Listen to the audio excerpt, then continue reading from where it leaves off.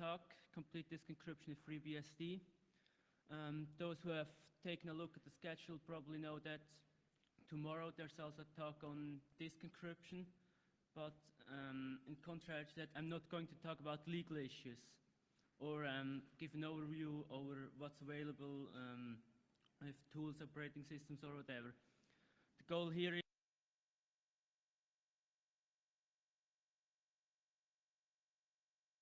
is to work. And the focus obviously is on complete disk encryption. So just to get a picture of the audience, who is using a BSD operating system in here? And who has experience with Unix in general? So you guys all use Linux, right? Well, there's a few differences between BSD and Linux, and probably I will a bit elaborate on that. Before I jump all into the gory details of the implementation, I would like to give a bit of background and motivation why we would like to do this. So I would like to start with the most basic question, basically, why would we like to use in-storage encryption? Now, instead of asking rhetorical questions here, I would like to make my point by using some quotes of news articles I've collected over the time. You can read them for yourself. Can you read them back there? Should I read them out?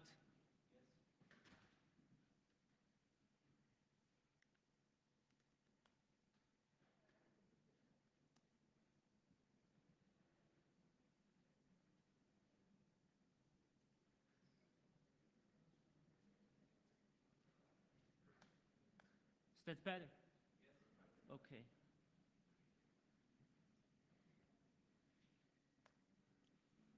Well, I'm sure you will find scary ones on the net, but just to give you a picture.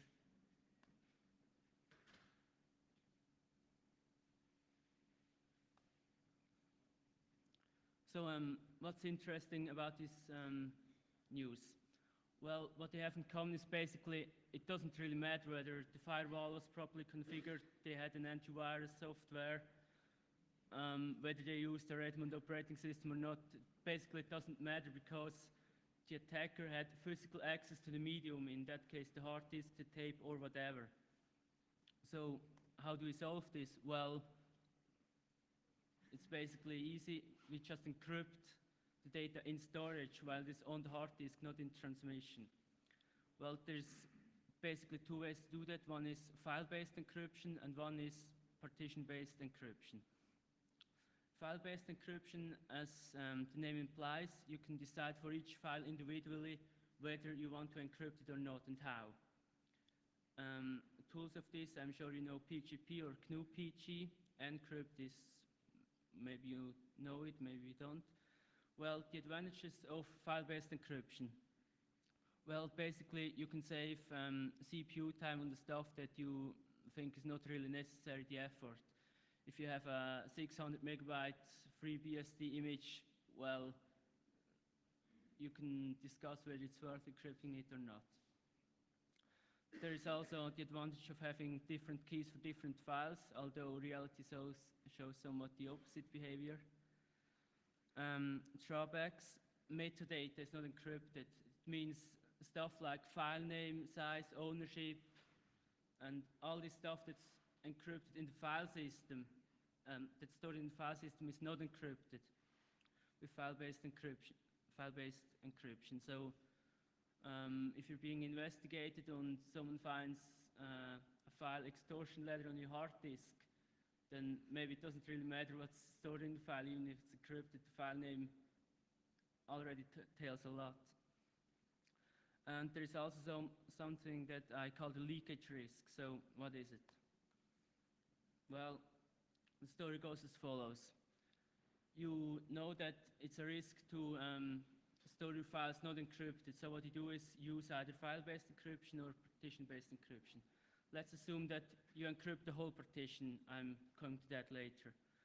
Just let's assume you have an encrypted partition, you put all your stuff on there. Well, you might think it's safe because it's encrypted, but the problems basically start when you open a file, for example, a text document with well, quite complex applications such as OpenOffice. The problem is a lot of these applications, they store temporary data. So you might have a temporary copy in the temp directory of the actual file that's encrypted.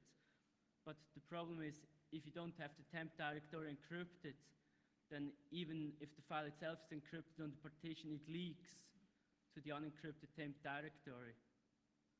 So even if the file is deleted afterwards, it still resides physically on the medium until it's overwritten. That's the problem. And also the swap partition, which is by default not encrypted, represents a risk because, well, you probably would be surprised how much interesting stuff you can find on there. Well, the leakage risk, to summarize it, your encrypted data is leaked to an unencrypted part of the medium. If, for example, the temp directory, the var temp, is on an unencrypted part of the partition and an application stores a temporary copy in there, then, well, it's a problem. So implications, file-based encryption, it becomes basically useless. So using PGP or GNU PG to encrypt your stuff, it doesn't really give you a lot of advantage because a lot of the stuff just leaks to an unencrypted part of the medium. Well, there is another way to do it, file partition-based encryption, where you basically take a whole partition and encrypt it. An advantage there is that the metadata, such as file name, size, and stuff like that, is encrypted. And all of the data you put there is also encrypted by default, so you don't have to select for each file, encrypt this, leave that unencrypted, encrypt this. And basically it reduces a lot of the leakage risk. But the problem is the leakage risk is still existent.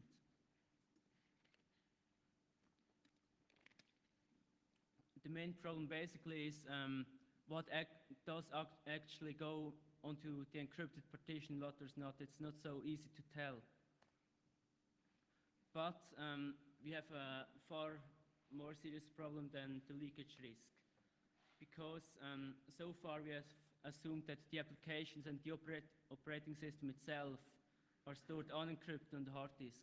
I mean, it doesn't make any sense to store the operating system and the applications encrypted, but the data not. So let's go on.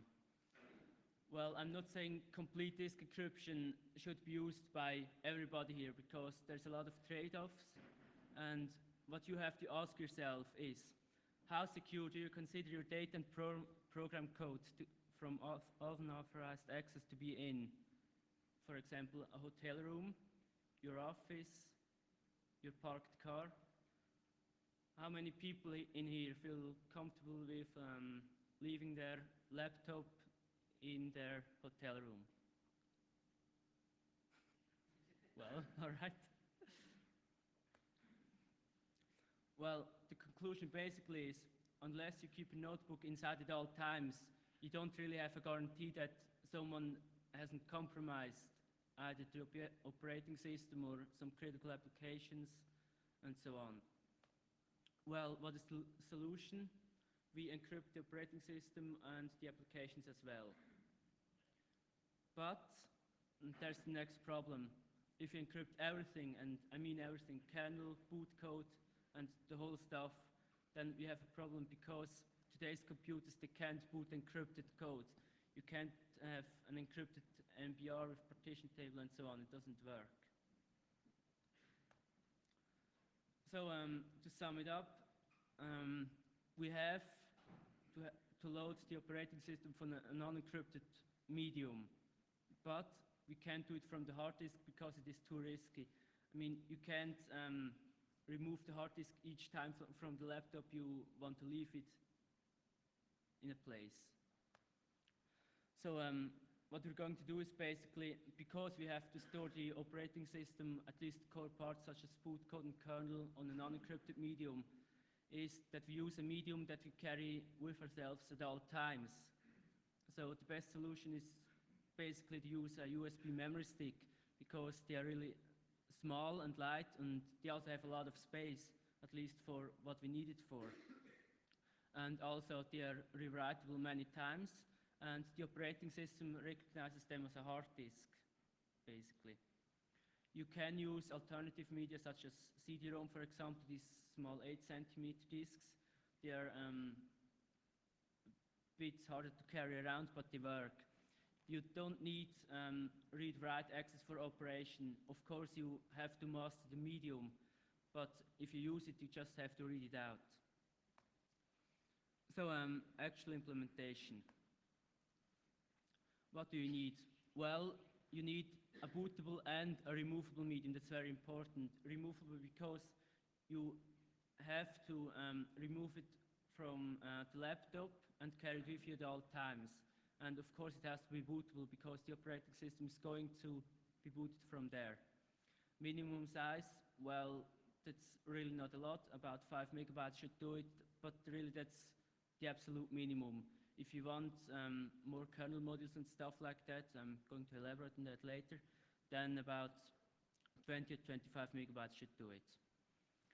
And as the title says, the whole thing is going to be based on freebsd. You probably can do it on other operating systems, but here I'm going to focus on freebsd.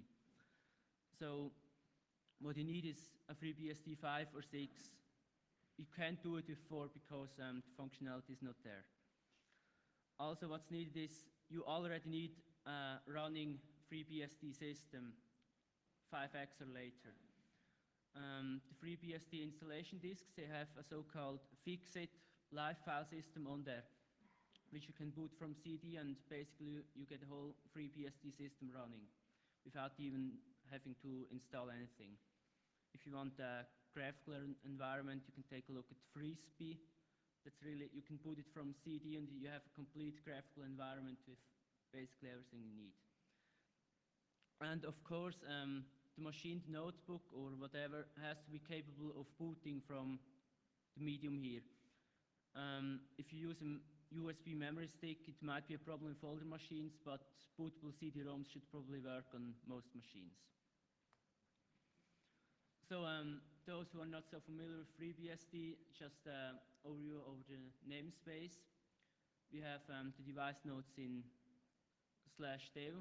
You probably, that's not something new. ATA hard disks, AD, SCSI hard disks, DA, and so on. If you need more information, please take a look at the man pages in section 4, such as DA4. And if you want to get an overview over the devices the kernel has recognized, you can take a look at this file here. Yeah. Well, in FreeBSD and the other BSDs as well, there's a difference to Linux because what we call a partition in PC terminology is actually called a slice in FreeBSD. And this so-called slice can be further partitioned inside. So what in PC terminology might be the primary partition is a slice in FreeBSD, and this primary partition can further be partitioned into, for example, boot partition, swap partition, and other partitions. So you can have the swap partition, the boot partition, and up to another 7, in total 7 partitions inside a slice. If you take, for example, an ATA disk, that's AD and starts with 0, then you have the first partition in PC terminology is the slice S1, and then you have the boot partition, which is agreed on the letter A, swap partition is B, and so on. So DA1 S3B is the second SCSI disk, on which we have the first slice, and B is the swap partition. If you're not familiar with that, please read this stuff carefully before you start typing in stuff. Otherwise you will erase the wrong hard disk, delete the slice which is not supposed to be deleted, and so on. So if you're not familiar with FreeBSD, please check this out carefully. That's just an overview. And also the usual disclaimer, please back up all your data before you start. So I don't want to be responsible for any damages. I mean, the whole point is that we erase the entire hard disk and set it up new. Well, the assumptions, I will assume that you have an ATA disk in your hard disk that's going to be AD0, and the removable USB medium that attaches via the USB bus as a UMass, as a USB mass storage medium. And FreeBSD treats it like SCSI hard disk, and that's DA0. So you have AD0 and DA0, so please check twice before you hit enter. And you also have to adjust them if, for example, use the second ATA disk, which is going to be AD1. Don't type AD0 if you want AD1. Okay, before we start, the whole thing is basically pointless if you just erase your files on there, set up the encrypted disk, and then the encrypted data is basically stored while the unencrypted data is still accessible on the sector level of the disk. So what we have to do is basically we have to clean the entire hard disk. You can do this in two ways. Either you can override the whole hard disk with 0 values or with entropy. Well, 0 values, it's obviously the fastest, but the problem is if you write 0 values over the whole hard disk, then it's immediately clear which parts of the disks are data and which ones are unused.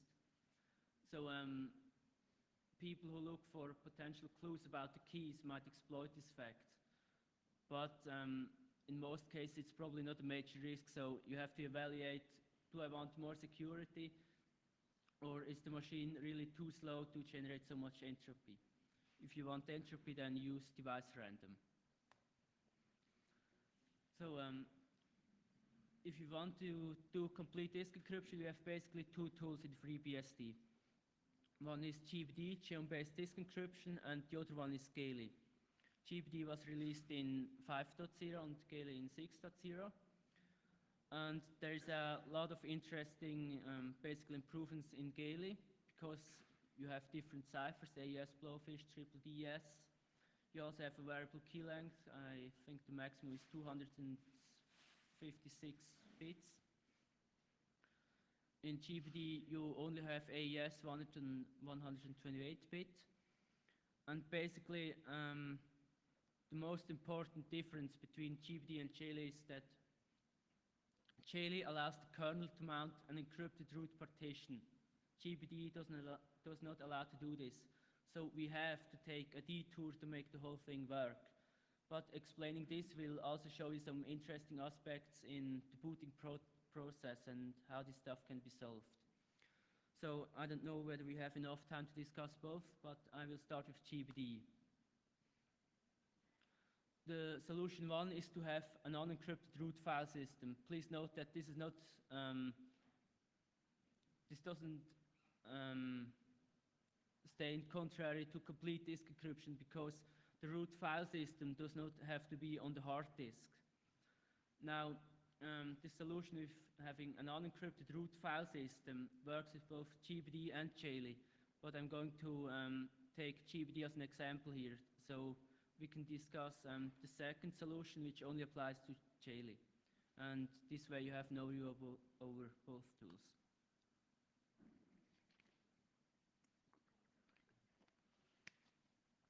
Well, GBD, it's available since 5.0 and FreeBSD was, the 5x branch was declared stable since the 5.3 release. So please use the latest release because 5.0 through 5.2 are not really stable, they are development releases.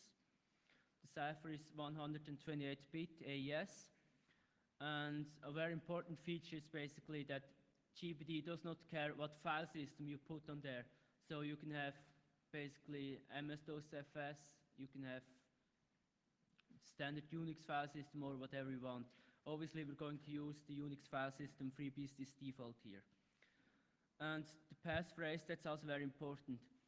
If you change the passphrase, you don't have to set up the complete thing new. You just change the passphrase and you go on.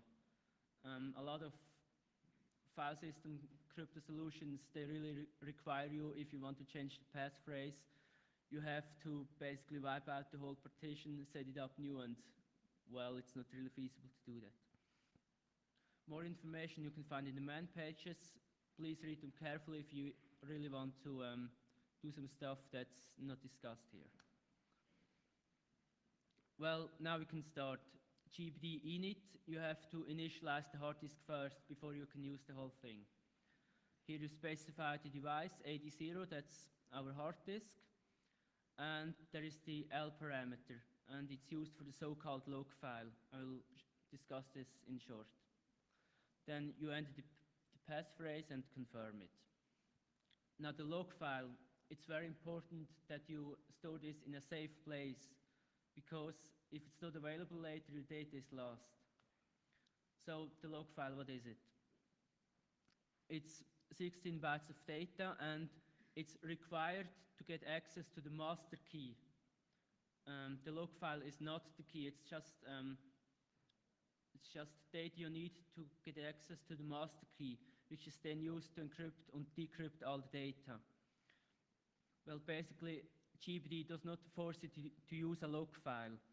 Instead, if you don't specify the L parameter, GBD will just store this 16 bytes in the first sector of the medium. But this way, you would only need a passphrase to get access to the data. Well, since we need a removable device anyway, we can store the log file on the removable medium, and this way we need to use a log file and a passphrase to get access to the data, which is commonly referred to as two-factor authentication.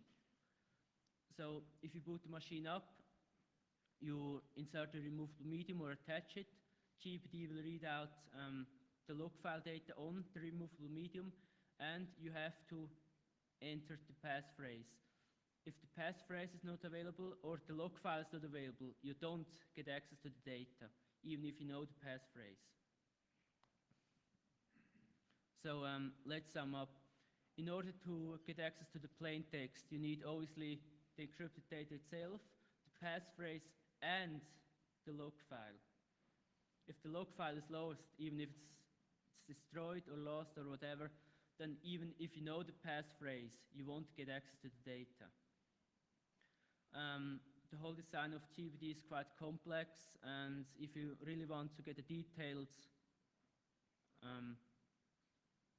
perspective of the whole thing, then I suggest you read Paul Henningham's paper, GM-based disk encryption, which really goes into a lot of details. Now, after we've initialized the whole thing, we can basically do what's known as attaching. You have to, each time you want to get access to the decrypted data, you have to attach it. GBD attach, then you specify the device parameter. This is an L here, not an I. And again, the path of the log file. Then you enter the passphrase. And now what happens here is really interesting, because it's an example of good software design, in my opinion. What happens is, if you entered the correct passphrase and you specified the correct log file, then GBD will create a second device node. The original device node, AD0, still exists, and if you access it, you will actually see what's on the hard disk, which is the ciphertext, the encrypted data. And the device node AD0.BDE is created by GBDE, and it's basically a pseudo device that gives access to the plain text. And you can treat this device node like the original AD0, so you can format it, partition it, whatever. Now, a warning.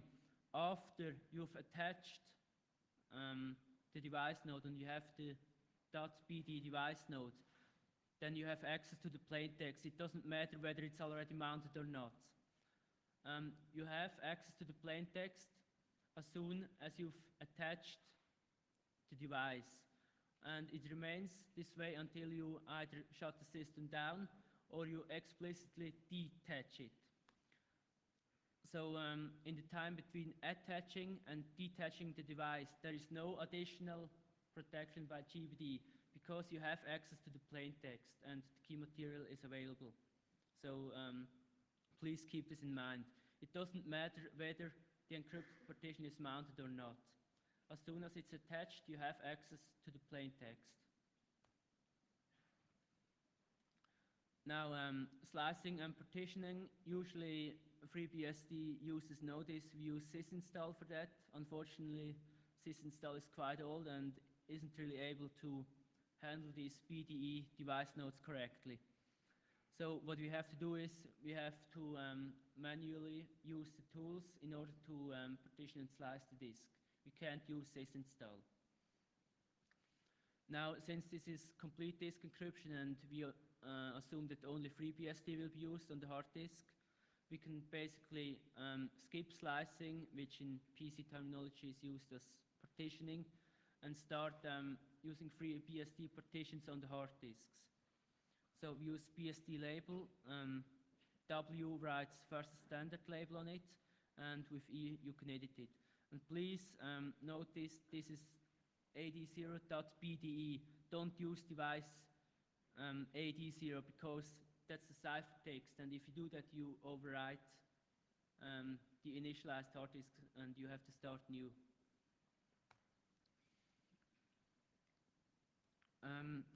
If you enter the E parameter with BSD label, then you get an editor, and basically you have to specify now the partitions.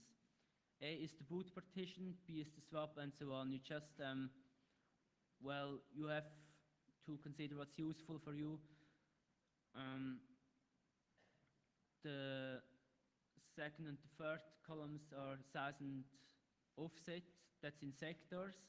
Then FS type, you can use either 4.2 BSD for all partitions that use a standard UFS file system, and the swap partition uses just swap as FS type. The stuff here you can just leave, the default values are okay. That's an example of a 100 megabyte disk. To keep the numbers a bit down, you have a boot partition, a swap partition, and you have an additional partition D. The C partition is the whole disk. Please don't edit anything on the C partition. Now, what's really interesting is the device naming. We already know access to the plain text data is ad0.bde. Now, the boot partition on the encrypted hard disks is now ad0.bde A. The swap partition is B, and so on.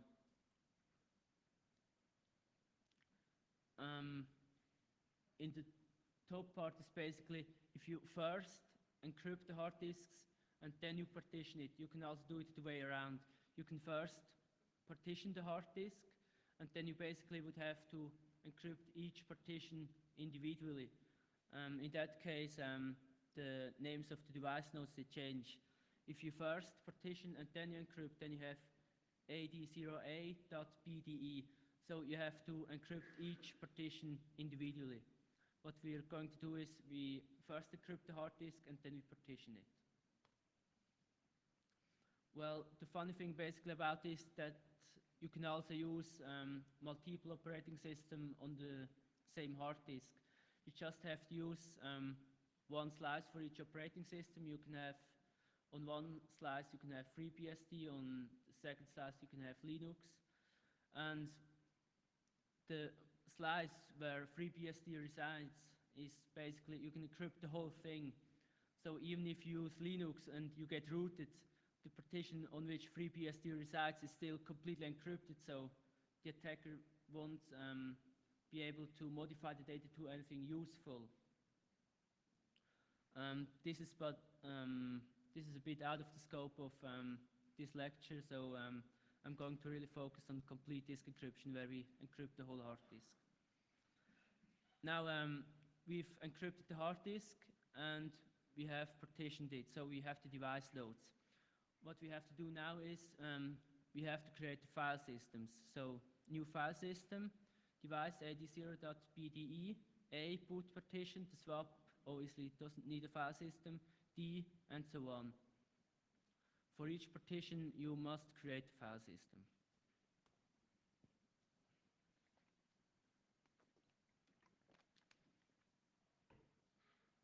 Now, the actual installation of freebsd. Usually we would use, again, sysinstall, but sysinstall again, well, gives us the finger and says you can't do that. The reason for that is that the BDE device loads are not listed by sysinstall, so you can't even select them. So what this means is we have to the various distributions that make up the FreeBSD installation, we have to manually install them and also do some post-installation issues such as time zone, keyboard web, and stuff like that. We have to set up manually. Well, installing it. Yeah?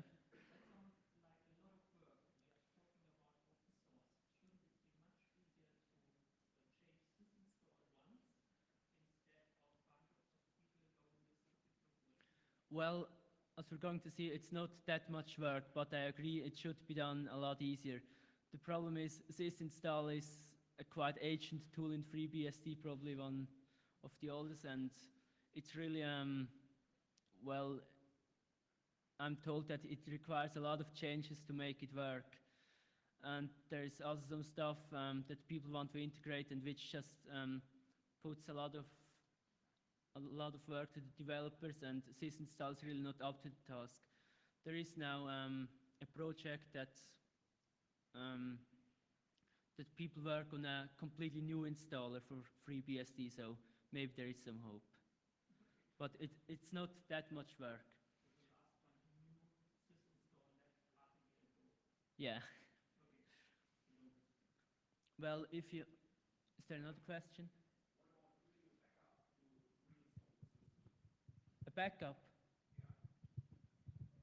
But you mean just copy an existing system on the partition? Well, you can do that. Well, just let me go on. It's not that much work to install the system. Well, if you use the Fixit live file system, I assume you have distribution of FreeBSD mounted on disk and the encrypted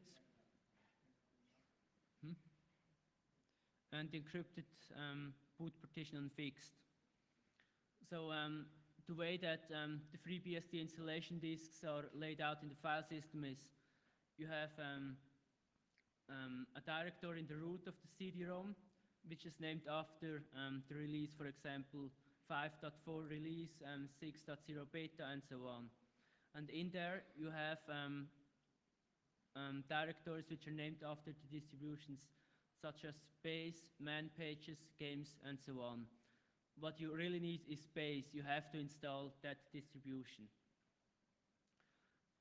Actually, the installation scripts inside these distributions, they are really programmed smartly. So all you have to do is you have to export an environment variable, which is called testdir, and you have to set it to the location where you have mounted the encrypted boot partition, which is in our case device ad0.bdea, which is mounted on fixed. So we just type in this one, change into the directory. Base is the distribution we need, which is mandatory, and then you execute install sh, and this basically installs you the whole all files that are necessary for running a FreeBSD system. If you need additional distributions such as man pages and so on, just replace the base directory with man pages, games, or whatever, and re-execute the install script. It's not that much work. I agree it could be done a lot easier, but we just have to live that for now. So after you've installed the distributions you want to install, you basically have, well, a fully functional system on the encrypted hard disk. And the boot partition, the swap partition is also set up.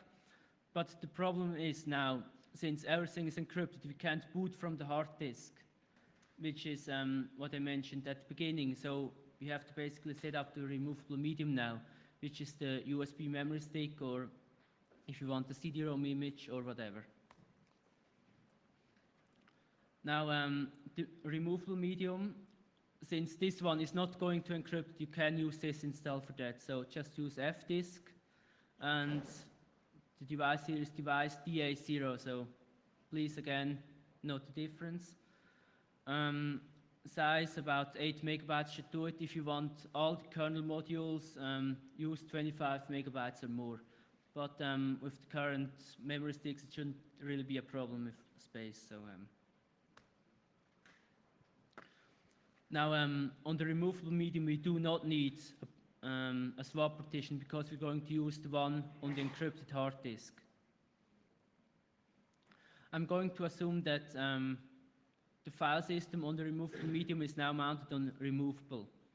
So if you run the whole sysinstall process, you create the slice partitions and create the file system. So in order to boot from the removable medium, we basically have to just copy the boot directory from the already installed system on the fixed hard disk to the removable medium. So copy the whole thing. Fixed is now the hard disk, the encrypted boot, to the removable medium. Now the kernel modules. Linux also has kernel modules, so I assume you're already familiar with that. On FreeBSD, it works as follows. You have basically executable, which is called the loader. You have, if you switch on the computer, then the BIOS will read out the master boot record on the hard disk. Then, depending on which slice or partition in PC terminology you select, then if you select the FreeBSD slice, then the boot code will read out the disk label. The disk label will read out the loader, and the loader will finally give control to the kernel. So the loader executable will first read out the file bootloader.conf, which lists the kernel modules which have to be loaded when the kernel is loaded. The problem is, if you use GBD, you can't load the kernel module after you've executed GBD. There is a kernel module for GBD and also a userland utility. But you have to load the kernel module before you execute the userland utility. So you have to just add an entry for GBD load into bootloader.conf. Now, the modules which you don't need, you can delete them if space is a problem. One cool thing about the FreeBSD booting process is that you basically can gzip everything. You can even gzip the kernel and all the modules, and it will still work. The problem is not so much the space, but the loading time. If you boot from a USB removable medium, then even if you have USB 2, the protocol here that the BIOS speaks is just USB 1, and the loading time is really a bit slow, so it's important to really compress the whole boot code as much as you can. And one important thing is, please do not mix different versions on the removable medium and the fixed hard disk. So if you boot 5.4 kernel from the removable medium, please don't load 6.0 modules from the hard disks or vice versa or whatever. You will get into problems.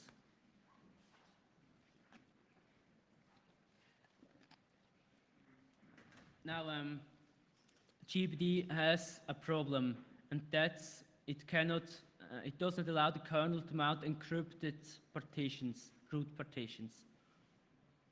So the way it works is, if you want to attach an encrypted partition, you have to run the GPD userland utility. But, well, the problem, if you run a userland utility, then first init has to be called first process, and init is created by the kernel. But the problem is the root file system is mounted by the kernel before init is created, so we have a typical boot process problem. So the only conclusion basically we can make is that we cannot use an encrypted root file system if you use GPD. Now the solution, well, we create a memory disk. And this memory disk we can use as the root file system. And on this memory disk we basically put all the stuff that's necessary to run the GPD userland utility, and then to mount the encrypted partitions in a directory of the memory disk, and then we load the whole stuff off the encrypted hard disk. So that's basically the idea if we have to use GPD. Well, the memory disk, just create an image first, about 10 megabytes should do it. Then we need a device node. This is FreeBSD specific, I guess.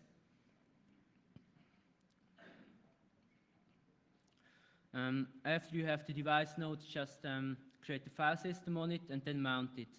I will assume that the memory disk is now mounted on memdisk/memdisk. Now, what you need, since the memory disk is going to be mounted as the root file system, you obviously need a directory where we can root the encrypted boot partition. So I will assume that we use the directory safe for that. Now you need additional directories which serve as mount points, such as CD-ROM, very important device, disk mount, and etc. Now what we need on the memory disk on etc is basically the RC script, and again here comes the log file.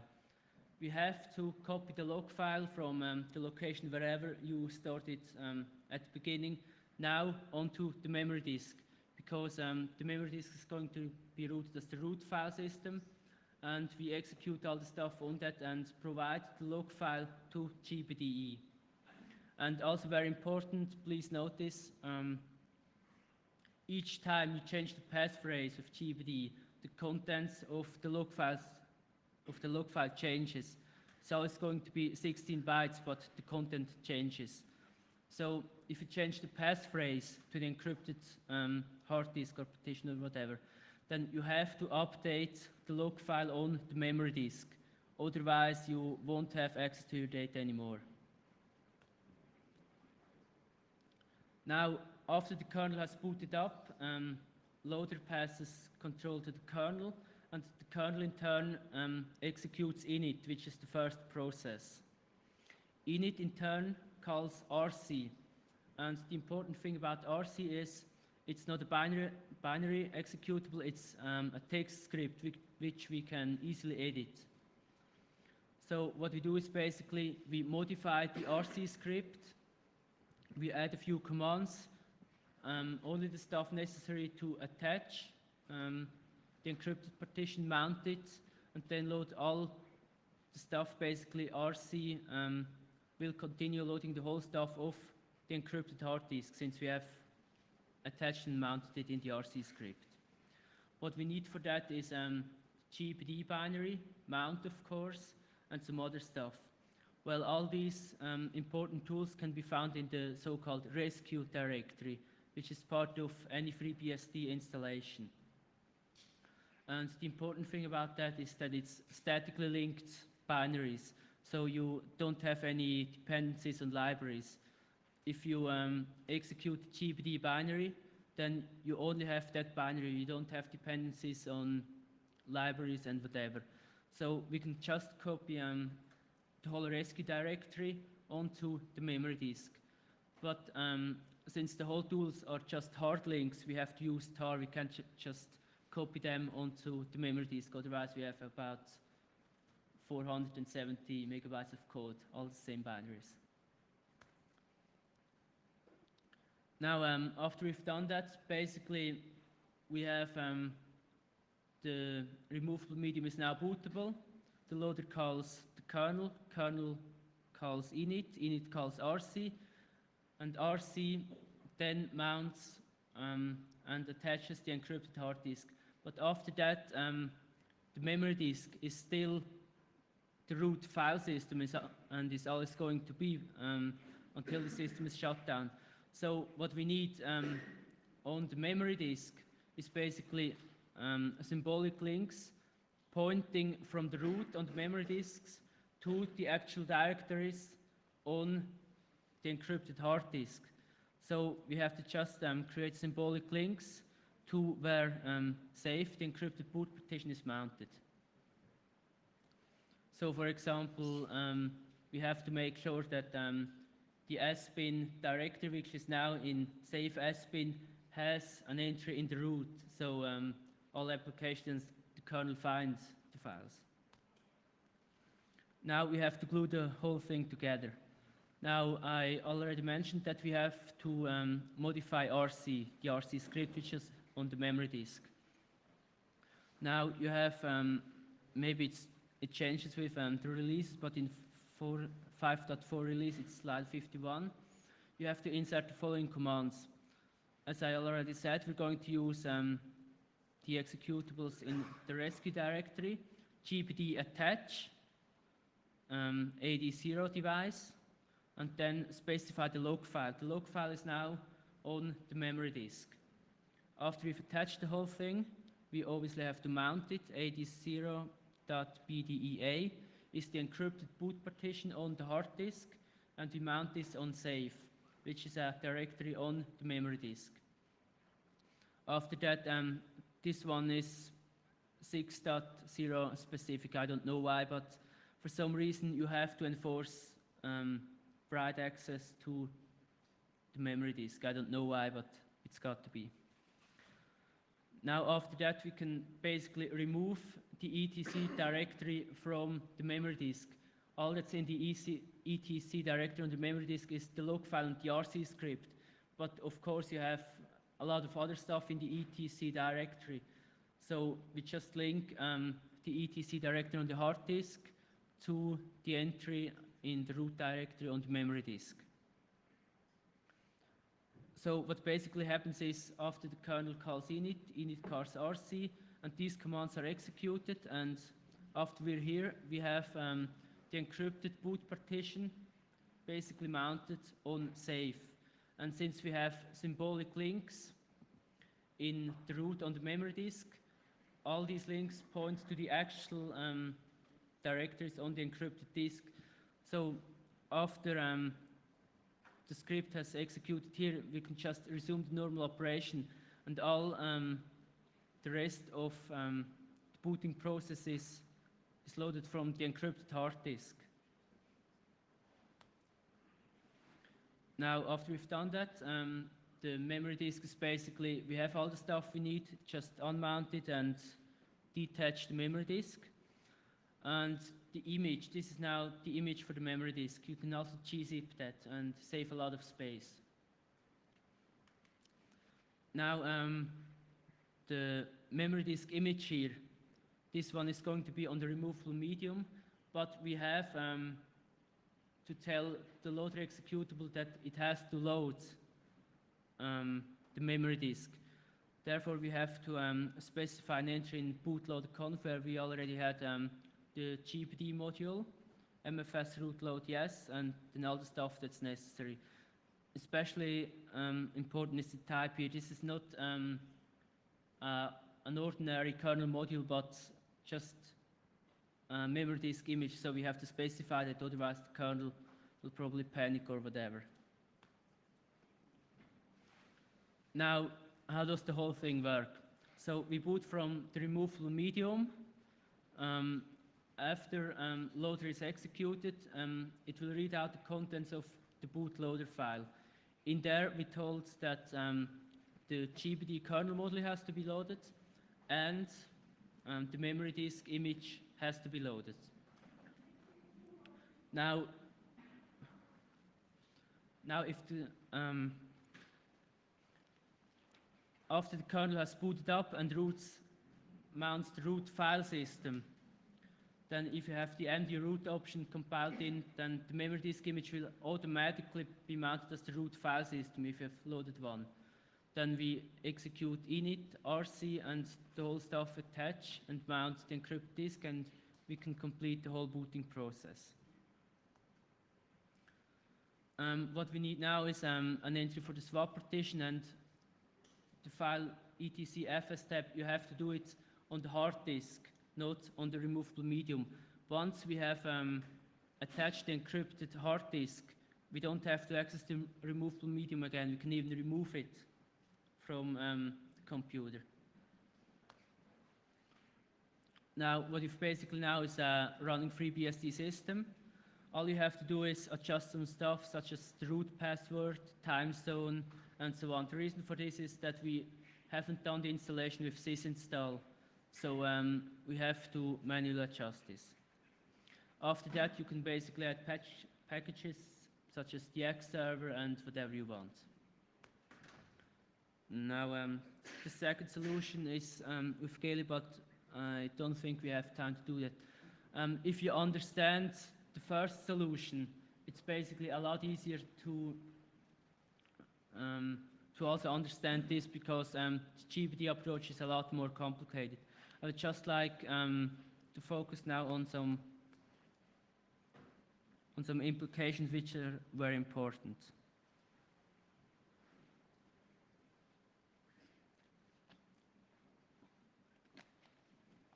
So now you've got the system, complete disk encryption, and you feel completely safe, right? Well, not exactly. I want to really tell you what's protected and what is not. So how does the whole thing work?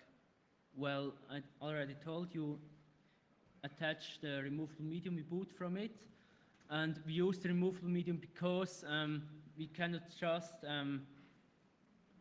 the unencrypted boot code on the hard disk. We have to boot unencrypted code, but for that reason we have to put it on a medium which we can carry on ourselves at all times.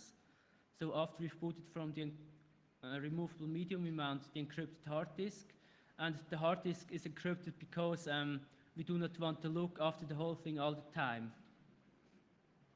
So basically, after you've booted from the removable medium, you have to really detach it and back in your pocket, because the whole code is unencrypted on the boot medium, and if someone manages to compromise it, we are back where we started, so the problem hasn't really been solved. So it's really important that you look after the removable medium, because the code on there is not encrypted. You have the kernel and a lot of other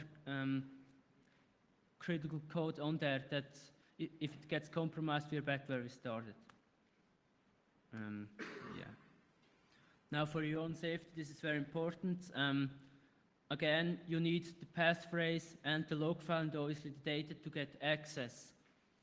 So if you're afraid that you forget the passphrase, it's very important that you choose a strong one, but if you are afraid that you forget it, then please write it down. It's better to write it down than to not have access to your data anymore.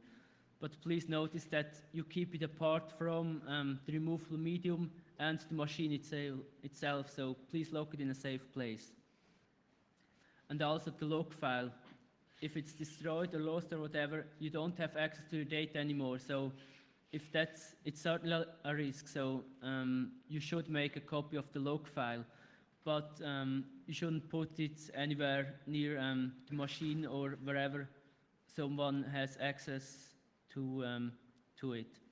Basically, if someone manages to get access to the log file, all they need now is the machine. They have to steal the laptop, and they have to know the passphrase.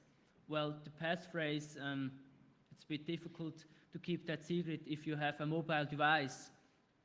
Each time you boot up the machine, you have to type in the passphrase, and if someone manages to look over your shoulder, then, well, I'm just saying it's very difficult to really keep the passphrase secret on a mobile device.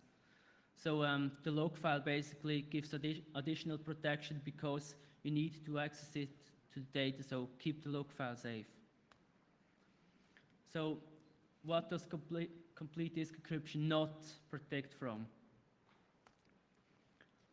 Well, you have the whole hard disk encrypted, but the problem is really what happens with all the other media. If you have external hard drive attached, then you mount it into the whole Unix namespace. And the problem is, in Unix with the mount facility, it's hard to tell which medium actually holds what data. So it's very easy to forget, for example, that this directory might be actually an NFS share on a server that's not encrypted with a connection that's not encrypted. So it's very easy that data still leaks actually to a different place than the encrypted hard disk. So always consider that. Now, I've already mentioned this. As soon as a partition or a hard disk is attached, it's vulnerable. You have the whole plain text available, and it also means you can compromise it. You don't have to mount it, it just has to be attached. So as soon as it's attached, it's vulnerable to local and remote attacks. Now, as the OS, the operating system partition, the boot partition must always be mounted. It's always vulnerable to compromise, local and remote. So as soon as you've booted the system up, the boot partition on the encrypted hard disk is not really, does not really have any additional protection, so please consider that. The main protection you have is when the machine is turned off. So it's also important to consider that you can't really prevent data destruction by encrypting it. There is not any protection from data destruction, either accidental or intentional. Now, GBD and GLD cannot protect against attacks that are aimed at the hardware. So if someone installs a hardware keylogger, then the whole problem, well, you don't have any protection. And I'm not trying to address this because it's a really difficult issue to solve. So what it does protect, well, if the hard disk is not yet attached or already has been detached, then the key is not available and the plain text device node is also not available. So even if the system is up and running, but you have an additional partition such as home, for example, you haven't attached it and you haven't mounted it, then the plain text device node does not exist and the data on it can't be changed to anything useful. So that's a protection you have, it's not attached. Now also, since the whole hard disk is encrypted, you don't have the risk that anything might leak to an unencrypted part. So you don't have to worry about OpenOffice leaking your secret document to the temp directory or whatever it goes. You also don't have to worry where browser caches are actually stored and how much data there is. So you have the whole hard disk really encrypted. And also the swap partition is now encrypted. So a lot of critical data you might find in there cannot really be recovered unless you have the key, the passphrase, and the log file. And you also cannot simply remove the hard disks or the hard disk and read it out on a different system because you have the whole thing encrypted. Now you have a few trade-offs. Performance, obviously. Decrypting is not a big deal, but encrypting data requires quite a lot of CPU cycles. So the problem you have basically is that input and output operations, which were previously mainly independently done of the CPU, are now tightly coupled to the CPU power because each read and write operation has either to be decrypted or encrypted. So the maximum performance may not be the actual bandwidth of the device, but the power of the processor. And administrative work, obviously you have to set up the whole thing. You also have to maintain it. If you do a system upgrade, you have to do a lot of steps that were initially done. You have to repeat them. And there's also the convenience. Booting off a removable medium is typically slower than booting off a hard disk. and you also have to type in the passphrase each time, which may be a bit inconvenient, but it's a trade-off, so you really have to consider, is it worth it? Now, complete disk encryption protects against two specific attacks. The one is that you just remove the hard disk from the system and install it in a different system and read out the contents. You can't do that anymore if the whole hard disk is encrypted. The problem is, another problem is if you have only one part, just the data encrypted, but not the operating system and the applications. You can compromise the applications at the operating system in order to leak actually the encrypted data or the encryption key. Now with complete hard disk encryption, you can't do that anymore because the operating system and the applications are now encrypted too, so you don't really have that problem anymore. But really, these two basic threats, they are really the only one which complete hard disk encryption protects. You have a lot of other issues that are not solved, so keep that in mind. Well, summing up, yeah. First, determine whether there is actually a risk to your data. If you just use it at home, keep it locked in a safe and use it for checking the weather, then you probably don't need to encrypt the whole hard disk. So determine according to your own situation and environment whether it's really necessary to do complete disk encryption. It's very important to determine the weakest link. Is the weakest link really that that an attacker has physical access to the hard disk? If the machine is still very vulnerable to network attacks, then it doesn't make a lot of sense to encrypt the whole hard disk. So if you say, yes, it's a problem, someone might have physical access to the machine and I don't want to leave my data to that risk, you say, well, complete disk encryption, I need to do it. Then be aware of the capabilities and limits of the hardware. So is the machine capable of booting from USB memory stick? If that's okay, then please understand the trade-offs as we discussed. Then implement with great care. You really have to be careful because typos can, well, basically destroy your data if you choose the wrong device node. So really take your time with the implementation.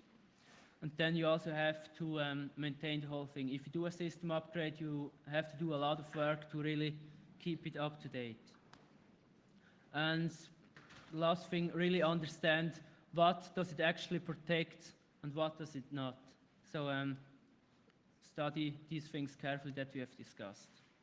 Yeah, maybe we have some time for Q&A. Yeah?